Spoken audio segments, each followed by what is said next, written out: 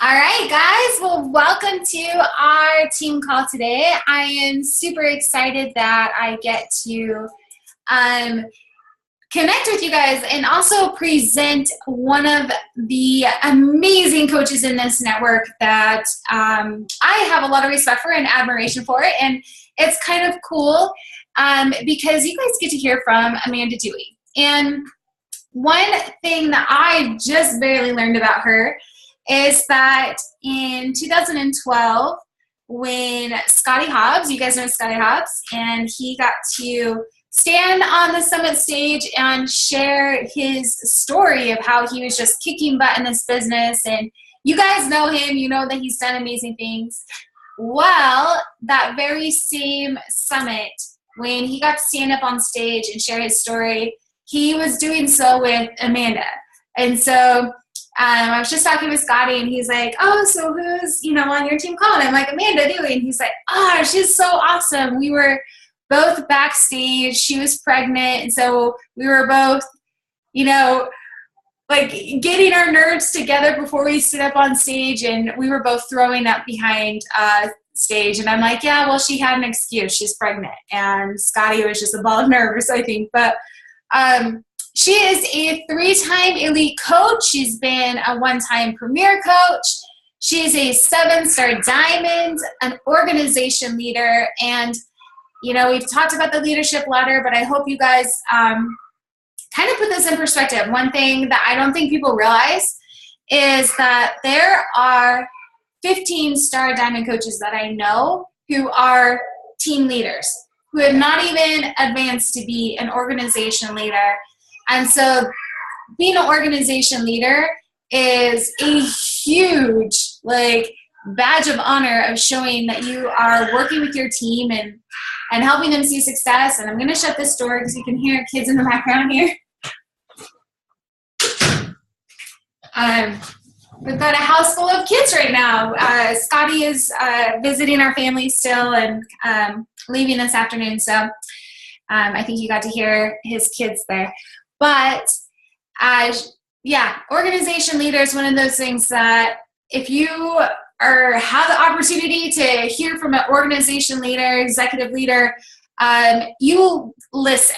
That's when you take advantage of it. And I know that if any of you guys could pay someone money, you'd be sitting there wanting to pay Amanda money to get a little bit of her time and hear what she's doing in this business, because there's things that she has figured out that are going to make a difference for you in your business. And talking with her, I know that she is a Success Club 5 All-Star, and she is someone who is hustling and working in this business and has been able to identify certain behaviors and action steps that can bring you to elite, can bring you success in this business. And talking with her, I'm like, all right, I would love for you to talk with my team. And I know that they eat up the truth bombs, the action steps. There's no fluffy stuff here. Tell me what to do so I can implement this, take this action and put it to work.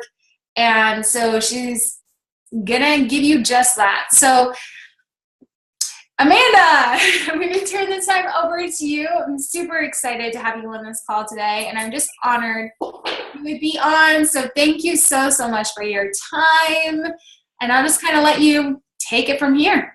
All right. Well, thank you so much for having me. Brigitte was on our team call just a couple of hours ago, and I texted my coach, Melissa McAllister. I was like, oh, now I'm intimidated because she rocked my team call. So I have some big shoes to fill. You guys have no idea how lucky you are to be sponsored by Brigitte and what great leadership you are just taking for granted. I'll be honest, you're probably taking her for granted. So make sure that you appreciate where you're at and you give Brigitte a thank you when you have a moment, because she is absolutely amazing. That said, I'm really excited to share with you guys kind of 11, with multi-steps in between the 11, actions and processes that I have found to be vital in hitting Elite 3, and I'm going to say and a half, because the premier year was like a half, 3.5 times over the years that I've been a coach. Now, before you count me out, because you're like, well, Elite's not on my radar, it's not on my goal. I want you to know that these behaviors are going to help you no matter where you're at in your business. So if you are a brand new coach, I want you to adopt these behaviors now before you even get any bad habits in your systems, okay? So brand new coaches, this applies to you too. Coaches that maybe if you've been around for a while and you're just not, like I said, elites maybe not on your radar. Again, these are things that maybe you can take what you're already doing. I'm sorry. I have 4 kids, but it's the dogs that are going to drive me nuts today. Can you please not do that? Thank you. So anyways, you could probably take what you're already doing and see where you could tweak some things after we get through with these. So I'm just going to jump right to it. I hope that you have a pen and paper, because I was going to do a PowerPoint and then I decided not to, because I know that writing is part of the learning process. So take that away. Okay, so writing is part of the learning process. So I hope you have a pen and paper and that you're going to jot these down. We're going to start with number 1. And next to number 1, I want you to write A, B, C, and D. Because your very first elite behavior has 4 aspects to it. First, your very first thing. This is the foundation of every single thing you do in this business. If you don't have letter 1.A right, nothing is going to work out for you. And that starts with your attitude. So one way, and everything that I give you today, I'm going to try to give you practical application as well. So it's not just going to be frou-frou stuff. It's going to be, how do I apply that? So of course, with attitude, of course, you're doing your personal development daily. Yes. But something that you may not be doing is something that I have done every Monday since I began this business 6 years ago. And that is, I set my attitude at the beginning of every week. On Monday morning, when I sit down to work, I choose my attitude for the week. And another way that you can flip that word is my intentions. What are my intentions with my family and my husband for the week? What are my intentions with the new people that I'm going to meet, with the coaches that I've just brought in, with my leaders? And what kind of attitude am I going to have towards myself and towards my work this week? And again, with attitude comes intention. And I actually take about the first 10 minutes or so of my workday on Monday morning to just write out my attitude in all of those areas for the week. And once that's done, I have that sit there right on my desk, and it looks at me every day when I sit down to work. So setting your attitude right. Again, of course, you're going to remind yourself with it with your personal development every single day, but really being intentional about what your week's going to look like every single week and knowing that it's a choice. B is the next step after attitude. It's going to be learn, because the moment you stop growing as a person, you die, okay? If you are not moving forward, you're moving backwards. So every week, as soon as I set out my intentions for my attitude for the week, I figure out, what do I need to learn this week? Okay, I may not be able to master it this week, but what has been like a nagging problem in my business? What has been an area where I've continued to struggle, where I know I need improvement? What's a question that I'm getting from my coaches that I keep stumbling on the answer for that? What about maybe questions for my potentials? Or you guys coming out of Summit, what new program do I need to learn about and understand?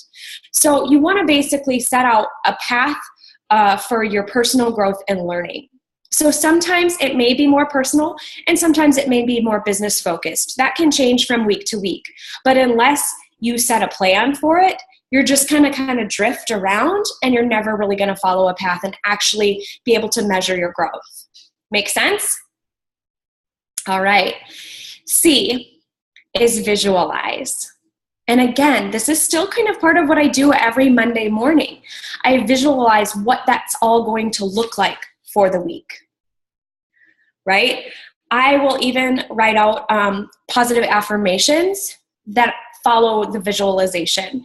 So for example, I will spend X amount of time with each child this week. I'm actually looking at my list, so I'm not going to give specifics, but I will make X amount of dollars this week. I will welcome this many new coaches this week. I will do this with my fitness program. I will do this with my husband.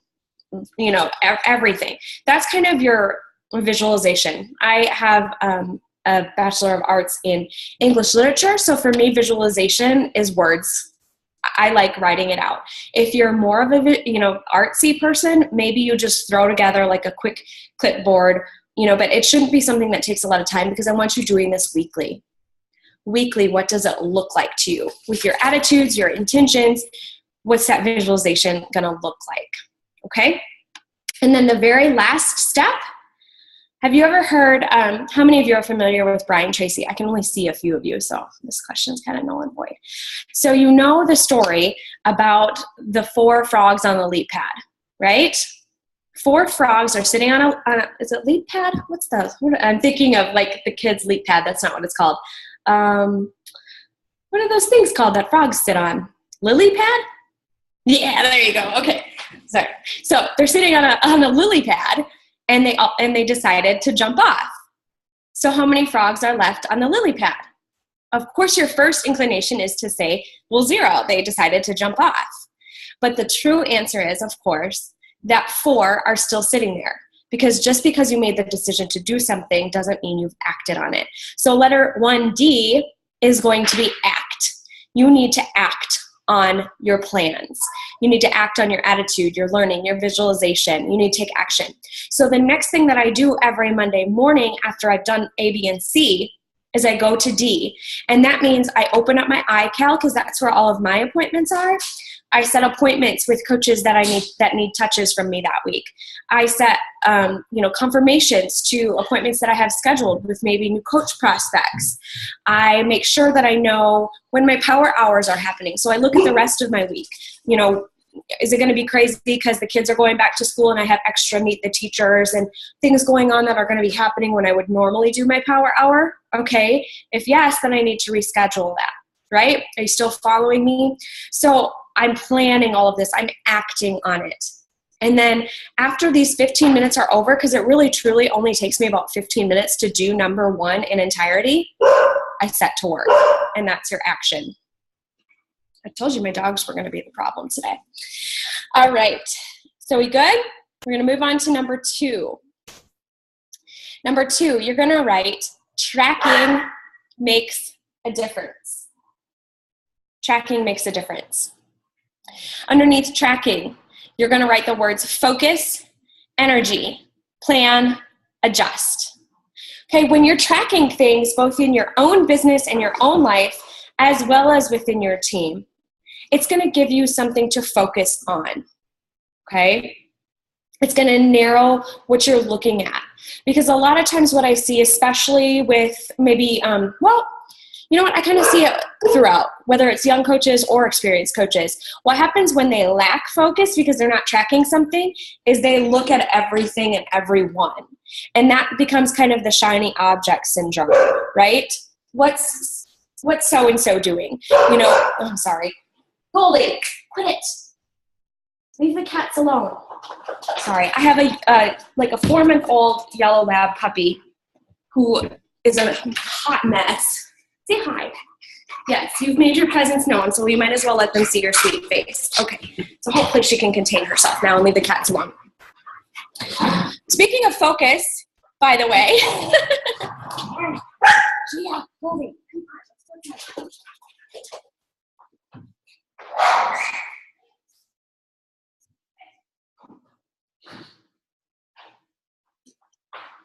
This is real life, right?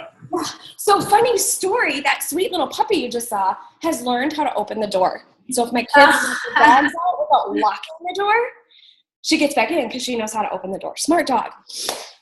Focus. Thank you for your patience. So focus is what's going to happen when you start tracking. So whether you're tracking how many invites you're sending out, I don't know if Brigitte focuses on the business activity tracker, if she uses something different, but actually use it. Whatever tracking system she's given you, make sure that you use it for yourself and for your team. It also puts energy behind whatever it is you're tracking. So say, like for me personally, with my team members, I'm tracking their volume, I'm tracking their Success Club points, and I'm tracking their new coaches added. I think and I'm tracking their leadership ladder, of course.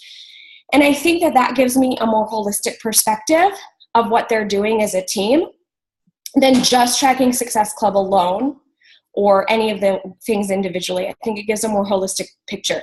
And when I'm able to track those things as a whole, it puts energy behind what I'm doing with them, how I'm leading them, and it gives them energy to focus on the same tasks as well, because it's probably what they're being recognized for.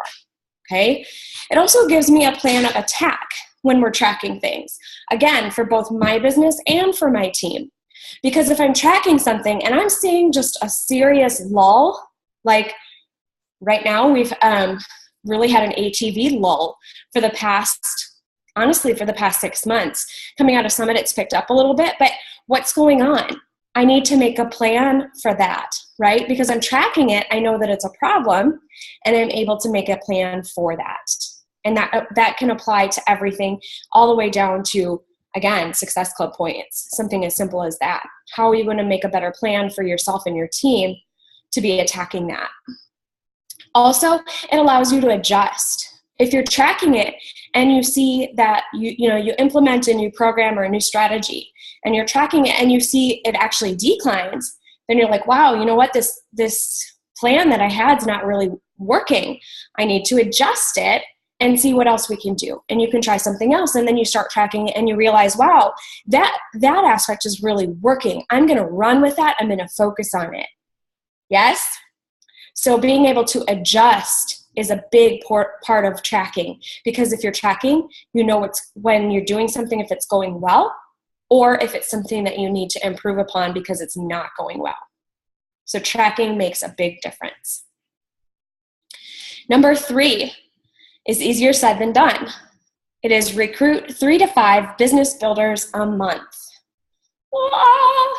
Scary, right? But Brigitte actually spoke on this morning on my call, and she really resounded my feelings as well. I have an obligation because this opportunity has changed my life. It saved my family. It took me from the lowest of lows to an amazing place. And I know that every person out there can do what I do, because I can look back over the 6 years and I know exactly what I've done. And it is nothing amazing. There's nothing incredible about it. There's nothing special about me. I have no secret sauce. The only thing that I have done is show up every day and not quit. I know this for a fact. I know it to the deepest parts of my body. I know this, and because I know this, I feel an obligation to share this opportunity with everyone. I don't prejudge. I don't decide if it's for them or not. I just share it. And I know that in doing so, I'm often surprised at who takes up the opportunity and who turns it down. But I know in doing so that I'm able to provide others the opportunity to take control of their lives and make a difference not only in their own, but in the lives of their family and their children as well. So I want you to keep that thought in mind when you're thinking about recruiting 3 to 5 people a month. Because if you're being honest with yourself and you're tracking your numbers, if you're asking 2 to 3 people a day to join you in the coaching opportunity, that means by the end of the day, you've talked to 30 to 50 people, yes? And numbers are numbers. It doesn't matter. You take the most experienced person, whether it's, Brigitte or Scotty, or you take a new coach, and numbers are numbers. Unfortunately, you talk to 10 people, 1 to 2 are going to sign as coaches. So if you're tracking and you're being honest with yourself, if you are asking enough people to join you in this opportunity, you will get 3 to 5 coaches in a month. And if you're not, be honest with yourself. Are you really asking that many people? Because again, there's no secret sauce to recruiting. It's easy to sit around and watch other people like, oh, they signed 40 coaches. They're doing something I'm not doing. Nope. They talked to more people. They worked harder. That's it. It's as simple as that. Number 4 is going to be run routine monthly groups. And that's going to be both challenges and trainings. Okay? If you're a brand new coach, you may be still plugging into Brigitte's or, your uplines. I'm not sure how far down everybody on the call is, but you're probably plugging into your downlines. But once you're reaching towards that diamond status, probably you're running your own, and you should be. Your team should know where they can plug in. And if you're not running challenges, you're really missing the heart of this business. You don't have to run the same challenge group every month. Definitely go where your heart is called. Do what you love. Stay in your lane. You've heard it said a million different ways, but you should be running some sort of challenge every single month. You should be letting your team, your new coaches, join you in those challenges. I like to use that saying, I do, we do, you do, right? So chances are you were a challenger in my group first, so I did the work. Then you became a coach and we decided to do it together. You bring in your customers, I'll bring in mine, and we'll run it together. Once we've done that, then I'm going to let you go and you do it, right? So unless you have that set up as a routine system, it's going to be really confusing to your team. They don't know what's coming next. So even if it's one challenge and one training every month, which is really minimal, I mean, that's the minimum, at least your team has a goal. You know what? I know that I'm inviting for a Country Heat Challenge group that's starting Monday, September 5th. They've got all month to promote that, to try Country Heat themselves, right? And they know that if they invite a new coach to the team, they have a training to plug that new coach into. Number 5, work with the willing. Again, easier said than done. We so often want this opportunity so badly, especially for our friends and family who decide to join us. We know what it can do for them. We know what, what the possibilities are, and we so want them to succeed. But unfortunately, we can't want it bad enough for them.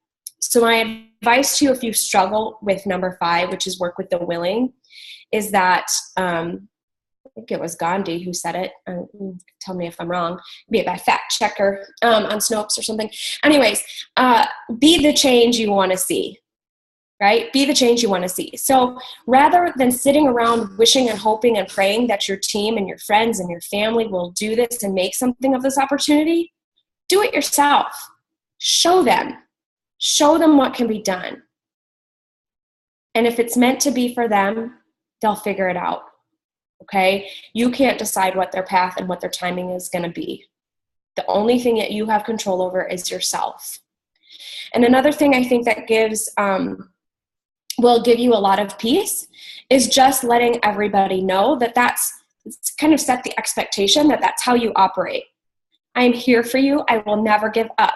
If if you want to run, we'll run. But if you want to walk or watch, that's fine, but you have to let me know when you change your mind and if something changes in your life. And you can even set it up so that you're reaching out every quarter and just saying, hey, has anything changed? Whatever's going to help you sleep better at night, not feeling guilty that other people haven't succeeded yet in this business, fine. Do what you have to do, but you have to get over it. Because if you can't get over it, this will be a major roadblock for you in building your own successful business. Number 6 is recognize behaviors to repeat. Now that sounds simple. Recognition, of course, is our 4th vital behavior. But I want to talk about things you can recognize. You can recognize something as simple as great wording in a post that was made. Sharing on the team page something that was valuable. You could recognize eye-catching photos. What you want to ask yourself before you recognize something is, would I want this behavior duplicated in other team members? If the answer is yes, then recognize it. Shout it out. Of course, Success Club and volume and team building are kind of a given for recognition, but do think outside of the box on other things that could be recognized as well. Commitment to a program, sticking it out, not just the results. Of course, weight loss or success or completion of a program, anything like that. You want to make sure that you're recognizing anything and everything that you would like to see duplicated. Number 7 is going to be create a culture of success. What do I mean by that? What I mean is that much like number 1 was kind of the setup for your foundation for you having a successful business, number 7 is going to be the foundation for your team having a successful business. And in that, I just mean that when a coach comes in on day 1, the only thing that they need to understand is Success Club. bottom line, that's the number one focus. Why? Because it gets them earning an income. It gets them seeing a financial reward. Okay? It gets them a call with Carl Deichler. It gets them one step closer to Summit. It gives them a feeling of success. It gives them challengers to help change their lives and also future people to recruit. Okay? It is the foundation of what we do. Of course, it's not just about the points. The points are significant of the lives, but making sure that that is the foundation that your team's businesses are built on is Success Club. It just becomes that's the minimum that you do. Even when the worst of the worst is happening in life, you can still help change 3 people's lives. And when you recognize Success Club consistently, you focus on that with your teams, and you make that the building block of your business, absolutely you will have a culture of Success Club in your team, and you will see growth. Number 8. Number 7's title was Create a Culture of Success Club. You're welcome, Ashley. Number 8 is cast a vision to your team. This one can be a little bit scary. If I asked you guys to think about your biggest, scariest, hairiest, ugliest, craziest, wildest goal within this business, and I told you guys to write it down, would it make your knees knock a little bit? Would it give you butterflies? Maybe so. Now, if I asked you to take that same hairy, scary goal and say it out loud to your team, does it make you really uncomfortable? If your goal is big enough, the answer is probably yes. But what do we know about comfort zones? That they are not a place of growth, right? So in casting a vision to your team, if your team doesn't know your wildest dreams for this business and for them, how do they know where they're going? If they don't know that you believe it's possible, how can you possibly expect them to believe it's possible? If you're not navigating the path and saying, this is where we're going, how are they supposed to know if they want to follow you or not? In casting a vision, it gives excitement to the team. It brings passion. It creates a sense of teamwork, that we're working together towards a common goal. There's absolutely not a single goal or achievement that can be done in Beachbody without the help of your team. So you must know what you envision for your team, and you must share it with them. It's vital to your success and to theirs. Number 9 is really important, especially as you grow into a diamond or team leader. And that is number 9 is take initiative with new leaders. First off, you're going to create opportunities to mentor them. And do you see how I use the word create? Create is the key factor there. If you wait to be reactionary to mentoring, you're always just going to be putting out fires. And I don't know about you, but I didn't sign up in this business to be a firefighter. I'm not interested. Putting out fires is my least favorite thing to do. But mentoring and being proactive and actionary in this business is amazing. When you can create an opportunity to mentor a new leader, it is one of the most rewarding and positive experiences you will have.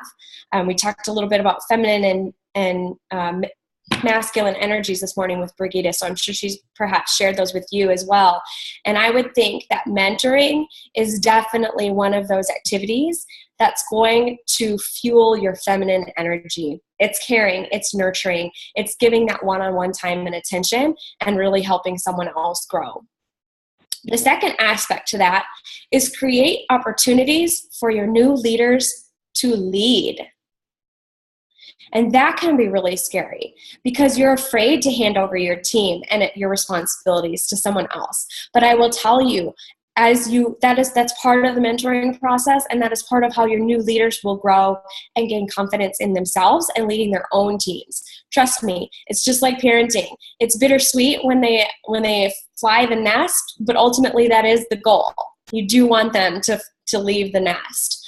So, whether it's giving, mentoring them to the point that they're ready to take on a team call for you.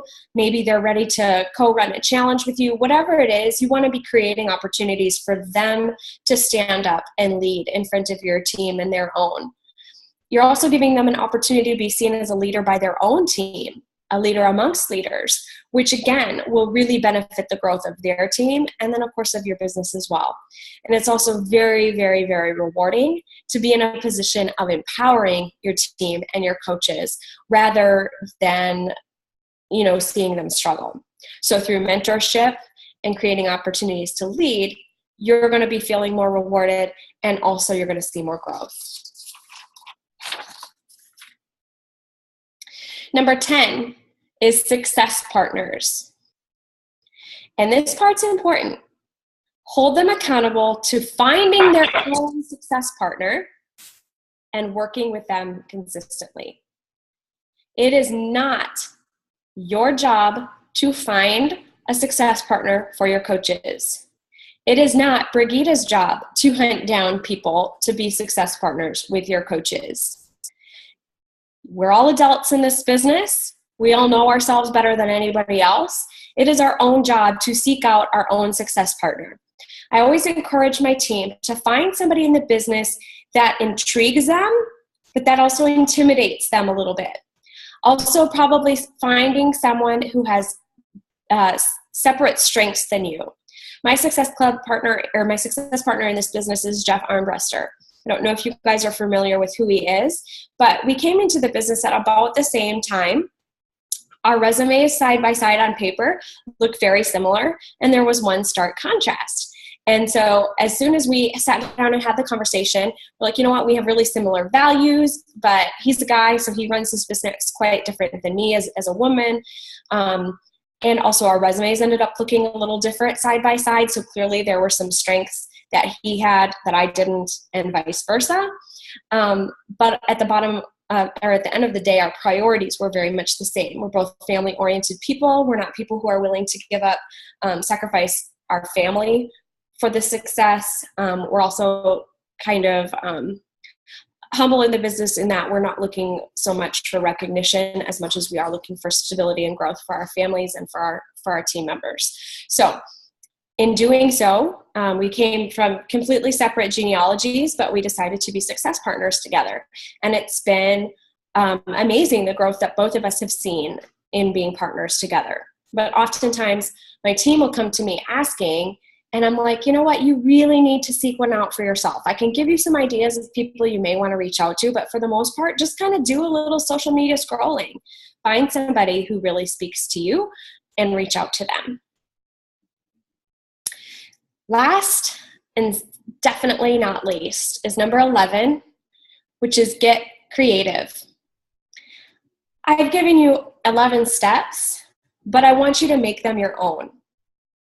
Figure out how these steps are going to apply to you, to your business, to your life, to your style of coaching, to your team.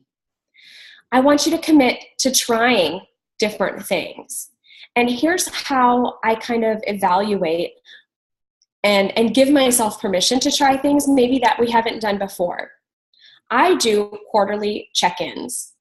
I do quarterly check-ins with my systems, with my goals, with my priorities. Pretty much on a quarterly basis, I'm always checking in on all the biggies in business and in personal life. And in doing so, that gives me the courage to try new things because I know I'm really only committing for a quarter. Let's try it and see how it works out. Not sure if you want to run a team call? Don't think that you're committing to that day and time and team call for the rest of your life. Just commit to it for a quarter. When the quarter's up, evaluate. Was that working out for your life? Was it falling in line with your priorities? Was it serving and benefiting the team?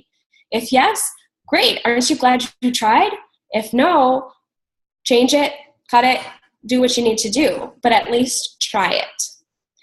So with all of that said, I'm going to stop talking and give you guys an opportunity to ask questions. And if you don't ask questions, I'll cry myself to sleep tonight thinking that I was a horrible presenter for you today. Well, you were not a horrible presenter at all. And it's okay. I kind of jump in here and taking myself off mute. It's kind of loud right now, but one of the things that was just really standing out to me as I'm listening to Amanda is I know, like, talking with you guys and, you know, seeing posts and stuff like that in the team page, there's always people who are like, okay, what do I need to do to take this to the next level? Or like, how do I step this up? And I've got these big goals leaving Summit. What do I need to do? Or can you give me any pieces of advice?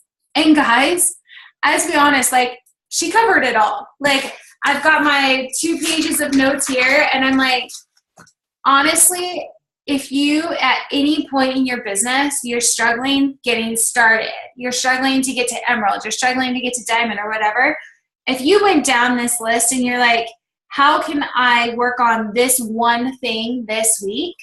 And what can I do to apply it? What can I do to work with the willing and really hone in that skill? Like, or what can I do to work on, you know, recognizing that great behavior that's working for me and really hone that in and elevate that? You would reach every single goal you ever set for yourself. You know, like, this is it. And I think it's so easy to be like, oh, well, this is like, heard this, or this is a simple idea, and so you don't really, like, you keep listening for the magical unicorn answer, and then it's like, nope, this is it, this is what it is. Because I'm like, yes, everything like Amanda mentions, I'm like, yes, that's right, and yes, that's so true. So this is laying it all out here. I don't think we need any other team calls in the world, right? Because it's all together right here. We're done. Go. Yes.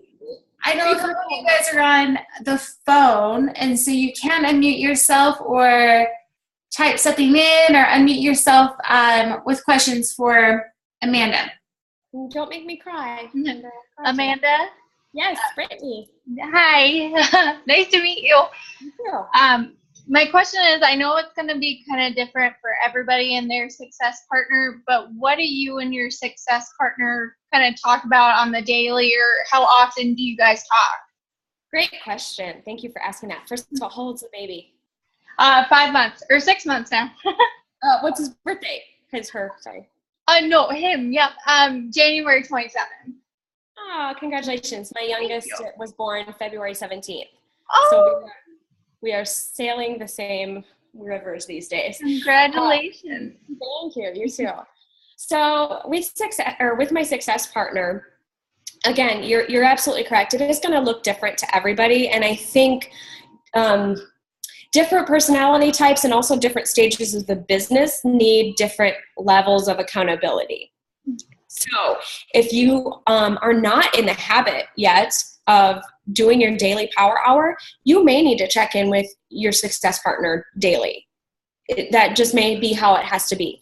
Now, for Jeff and I, how we have it set up is that every Thursday morning at 10 o'clock in the morning, Central Time, we either Zoom or phone call. We kind of go back and forth with both, just depending on where we're at. He travels a lot, I travel a lot, so just kind of depends. But we, every Thursday we're going to talk.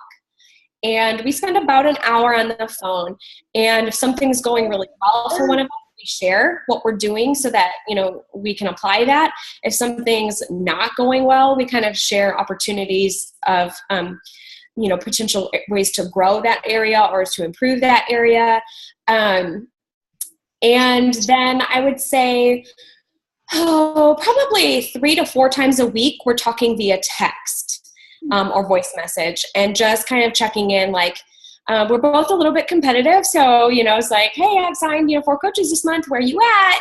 And that pushes it. Like, if he's ahead of me, I'm like, gosh, darn it, like, I gotta quit screwing around here. I gotta get this stuff done. So, we do share our successes, or like if something comes up, we'll definitely reach out, as needed, but. Okay. That helps. Thank you. You're welcome. I might still cry quietly because there was only one question. The pressure is on. Oh, you guys don't love me. You're going to make me cry. No, I think you just explained things so well. I have a quick question. Yes, who was that? This is me, Aubrey. I'm Aubrey. Hi, Aubrey. Hi.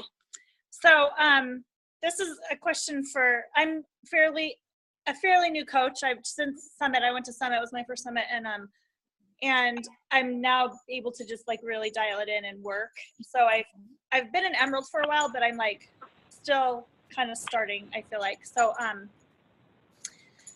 my biggest question really is I'm still trying to figure out my work week and how much time I'm going to put in. And I know it will be different for everyone. And I'm just curious, like for you, how much time you put in, and like Brigitte, some of the people who've been doing this longer, because I know it may grow over time, but like, because I look at all these lists and I'm good at a few of them, but it's also gets overwhelming. And I think, man, how much time am I going to really have to put in? And it's not that I have to, like, I want to do it. I want to make this work, but I'm just trying to figure that out. Does that make sense? Yes, it does, and I'm scared to tell you my answer. Oh, I want an honest answer. Like, if that means you work 5 hours, 8-hour days, like, I want to know. Like, I want to know what to expect, because I'm in it for the long haul. Like, I already decided that, but I just want to know what to expect. So, Brigitte, do I have your permission to be honest with them? Of course. Yes. Okay. So, I would say, it varies from week to week, from season to season. And, with having 4 kids, it really does vary. It does vary. And I do have my schedule set up so that the beginning of my week is a lot heavier. I work a lot more hours towards the beginning of the week, so that come Friday and Saturday, I'm really maybe just kind of sticking to that power hour. Okay. So that being said, I probably, and my husband always says I underestimate, but I would say I work a minimum of 20 hours a week. Mm-hmm. And if you asked my husband, he would say I work closer to 36. But that, again, it varies. And I would say that sometimes he thinks I'm working and probably just scrolling Facebook. So I probably don't really ever work 36 hours. I just make it look like it so that I don't have to take care of the kids or something like that. But I do put in a lot of hours, and I will say that I pretty much always have. Once I decided to go for this business, which was at about the 6-month mark for me, I spent 6 months just kind of flailing around and drifting because we didn't have challenge packs yet. What? No, didn't have challenge groups, didn't have challenge packs. Shakeology was brand new. Didn't even have Success Club when I started. Say what? Yeah, I've been around for a long time. So I kind of floated around for about 6 months before I decided to work. But then once I decided to work, I would say on the regular, I was putting in about 4 hours a day. So if you average that, yeah. But for me, it's just, I love it. If I do, and I don't know if Brigitte, if you're the same way at all, but of course I get frustrated and burnt out sometimes. And when I do, my husband will be very encouraging to me, and he'll be like, why don't you just unplug for a few days, take a couple days off? And I know he does this on purpose, because I'll be like, yeah, I'm not working. I'm getting rid of it. And, just didn't take a break, unplug from all these people. And literally after about a day and a half, I'm like, okay, so I have this really great idea. And I can't stay away. We go on vacation, and I will still wake up and do my power hour. It is part of who I am. It is what I do. And it doesn't, I know, I have some coaches that are like, well, if I do my power on vacation, then why am I on vacation? And, and I'm like, I don't know, it's an hour. Drink your coffee and let the kids watch a cartoon, and your husband watches the news, and you do an hour and then close your thing and go enjoy your day. I don't know. That's just, but that's just me.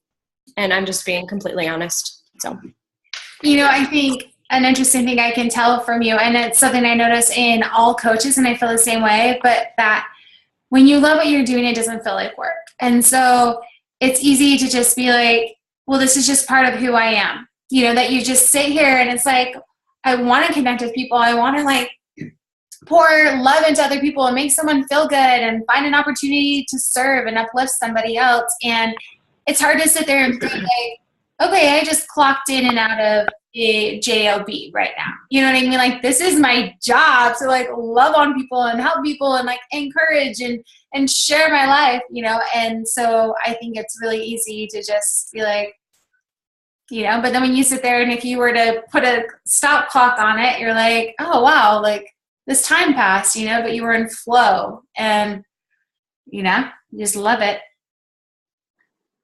And I will say, I just want to add one thing, because if anybody was just discouraged by what I just said, just know that I have really successful coaches on my team who really and truly have limited themselves to 1 hour a day consistently for 3 to 4 years, and they're in a great spot, you know. So please don't be discouraged by what I said at all. I don't mean it to say you're only going to, you know, succeed if you do this.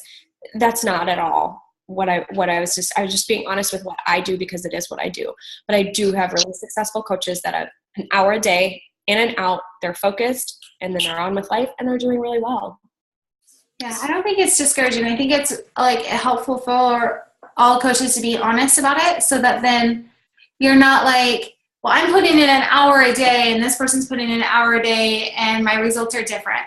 You know, that, you know, like, okay, for, you know, you to have like whatever level of success, Yeah, there's always a give and take. Yeah. And I don't know, for me, getting started in this business, the thing that I always thought about too is I'm willing to do what other people are not willing to do, so one day I can do what other people can't, you know. And so now it's like we sit there and can take off as a family and go on these trips or vacations and go do these things that I know other people can't do, but they were the ones hosting their bachelorette parties, like the bachelor party, movie parties, or whatever that show is, you know, that they were so into, and spending all this time on that, or spending all this time on, you know, these girls' nights. And I made sacrifices, you know, and now I can go to a girls' night every single night, and they can't because their husband's working or whatever, you know what I mean? Like, there's always a give and take. Absolutely. Yeah, and put down Pokemon Go. I think Lene had a question.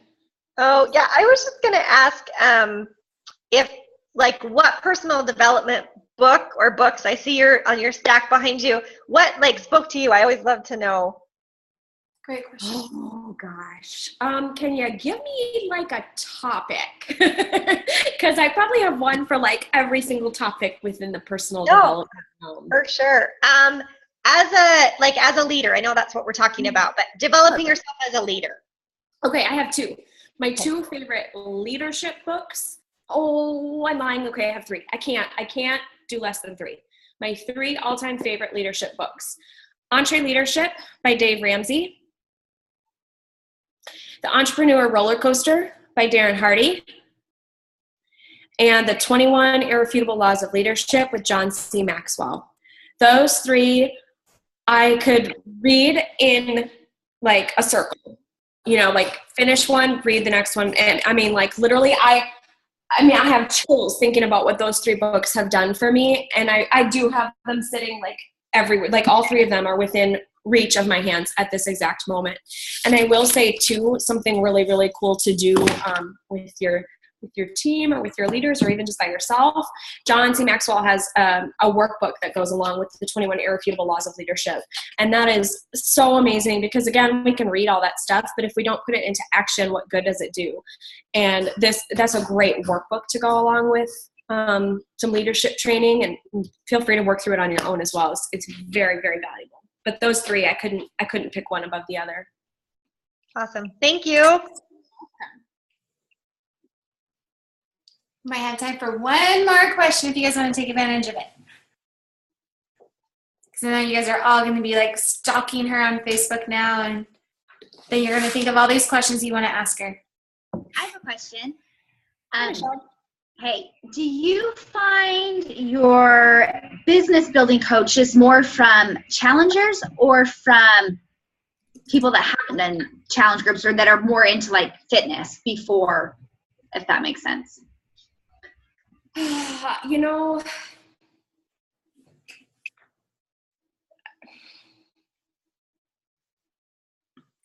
I'm running through some of my business builders in my mind.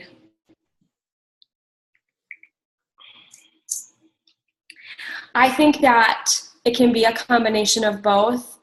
I think that the defining factor about those working coaches are the people that are coachable and the people that truly want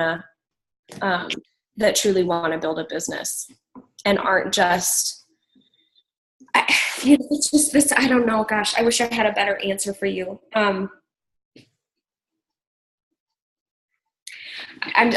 reflecting on that because I feel like it's such a loaded question. Challenge groups are the heart of what we do. And I do think that people need to experience that for themselves and have a really great experience with that to see the value in challenge groups. That being said, there's just got to be that burning desire in people to either just be a servant and build this business with a servant heart, or just be competitive and just really want it. I mean, there's just got to be something that drives you forward every day. And I wouldn't say that quality is limited to one or the other. So I've got it. Okay. So that being said, I recruit from both places. And I think that that's probably the best answer I can give you is I run challenge groups and I find those potential coaches in there that I know, will have it. And then I also have, I run, are you guys running ads on Instagram? Is that something you've talked about yet, Brigitte? So I do a lot of, I've just recently started doing more ads on Instagram, looking for people wanting to come into the business side who already have a love for fitness and are looking for a way to make money doing it. And I'm actually having a lot of success finding business builders that route. And most of them are not necessarily familiar with Beachbody and have not gone through a challenge group. Of course, I do put them through one as part of their training, but I'm seeing growth both ways. So I think both are important. I love that. I would agree.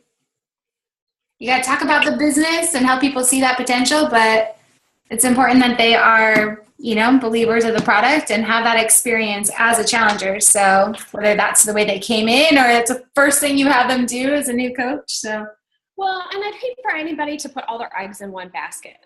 If you're like, I'm going to figure out Facebook ads and I'm never going to do anything else ever again. Well, I think you're limiting yourself when you do that. I mean, I don't think you have to be an expert at all things, but I think those two are simple enough. I did not. I would have to do another call on the Instagram thing now. It's super duper easy and it's super duper amazing. And you guys are going to your minds are going to be blown when you do it. But that would probably take another 20 minutes that I'm sure Brigitte's sitting there looking at Scotty going, I'm not to come hang out. I mean it. But I'm happy to share that with you at any time. It's really, really interesting. And it's been really successful for me and for some my teammates that have implemented it. And the best news about it, do you want to know the best news about the Instagram stuff? You don't have to have a big following of your own to do it and be successful. Interesting stuff. Cool. Well, we'll have to get more information on that, and I'll hit up Google here really quick, right, and figure it out too. So. Yeah. You won't be able to figure out what I'm doing on Instagram by following me on Instagram. However, if you want to, because you want to, beef up my account, it's Amanda Dewey Fit, I think. See, I don't even know my Instagram name. I'm telling you, you do not need to have a great Instagram account to do this. Thank you guys so much for having me on. I appreciate all of you so, so much. Thank you so much for being on this call, Amanda, and sharing your insights. And I can look back at my own journey and the journey that I've seen of other coaches who have done really well. And I'm like, this is it. Success leaves clues. And it's just so easy to dismiss things and be like, that's not really what I'm looking for. But I encourage you to just self-reflect and look back and ask yourself, are you really implementing these things? And if you're not, there's the thing that you get to take away and apply in your business today to see the changes, because obviously it's working for Amanda, and she's an amazing example. So thank you, Amanda, for getting on this call. And I will post a recording in our team page so you guys can share with your teams and spread the word. And I hope everyone has a fabulous Tuesday. Bye, guys. Thank you.